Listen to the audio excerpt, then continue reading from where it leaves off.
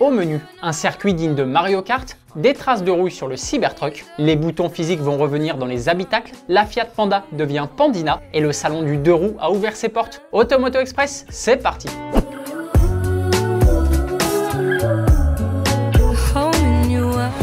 Pour ne plus dépendre uniquement du pétrole, l'Arabie Saoudite multiplie les méga projets à l'image de Qiddiya. Cette ville actuellement en construction et proche de Riyad, la capitale du pays, veut devenir une destination qui sort de l'ordinaire. Un peu comme Las Vegas quoi. Et pour y parvenir, l'Arabie Saoudite dépense vraiment sans compter. Le conseil d'administration de la ville vient d'ailleurs de dévoiler quelques images du circuit qui devrait intégrer le calendrier de la Formule 1 en 2027. Et il sera complètement fou. On ne connaît pas encore sa longueur exacte, mais il sera composé de 21 virages, dont un peu étonnant. Le tout premier virage sera positionné sur une plateforme à plus de 70 mètres de haut, soit l'équivalent d'un immeuble de 20 étages, c'est digne de Mario Kart. Sauf qu'en cas de chute, il n'y a pas de repêchage.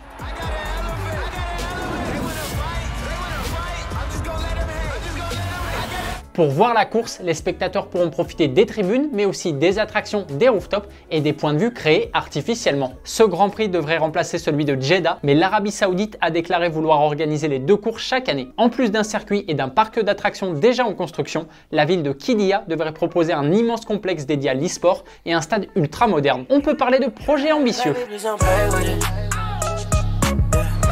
Le Tesla Cybertruck rouille. Pour que le pick-up électrique américain dure dans le temps, Tesla a fait le choix de lui offrir une carrosserie en acier inoxydable, un métal qui a la particularité d'être très lourd mais qui a une grosse qualité. Il ne rouille pas. Le constructeur a d'ailleurs axé une grosse partie de sa communication sur cet aspect-là. Mais il semblerait que Tesla ait un peu menti. Comment ça? Plusieurs propriétaires américains ont déclaré sur les réseaux sociaux avoir découvert quelques traces de rouille sur la carrosserie du pick-up. Et ça seulement quelques jours après la réception du véhicule. Le Cybertruck aurait un petit problème avec l'eau stagnante.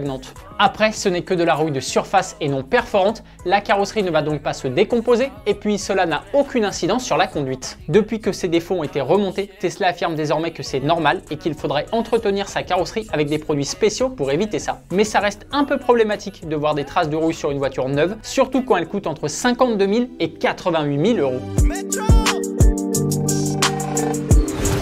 Les boutons physiques vont faire leur retour. La chasse aux boutons physiques dans nos habitacles va enfin toucher à sa fin. L'organisme européen Euro NCAP, chargé de réaliser les crash tests des voitures commercialisées en Europe, va désormais réduire la note des véhicules qui ne possèdent pas certaines fonctions essentielles sous forme de boutons ou commandes physiques comme les clignotants, les essuie-glaces ou encore les feux détresse. Ces commandes de base, lorsqu'elles sont transférées sur un écran, posent un problème de sécurité car elles obligent le conducteur à quitter la route des yeux en plus d'impacter l'ergonomie. On espère que cette mesure va inciter les constructeurs à revenir aux commandes physiques pour d'autres fonctions de base, comme la climatisation par exemple. C'est forcément le sujet de la question du jour. Préfères-tu une voiture sans bouton physique ou avec? Dis-nous tout dans les commentaires.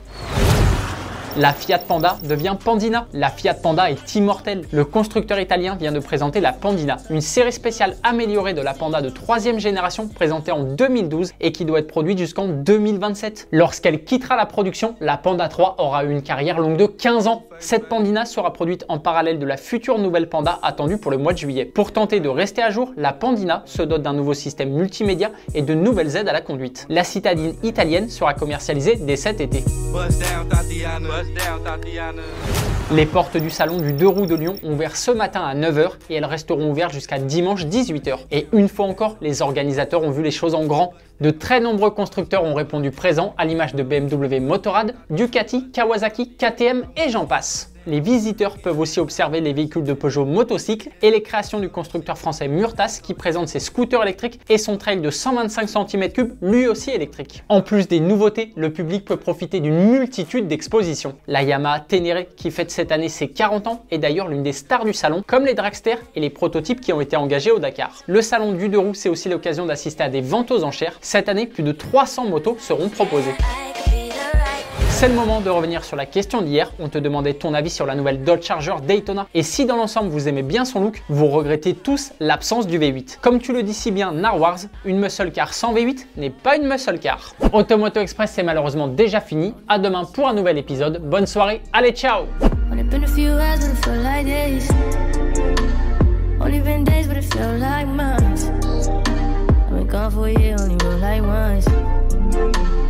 Life move fast when you're doing what you want.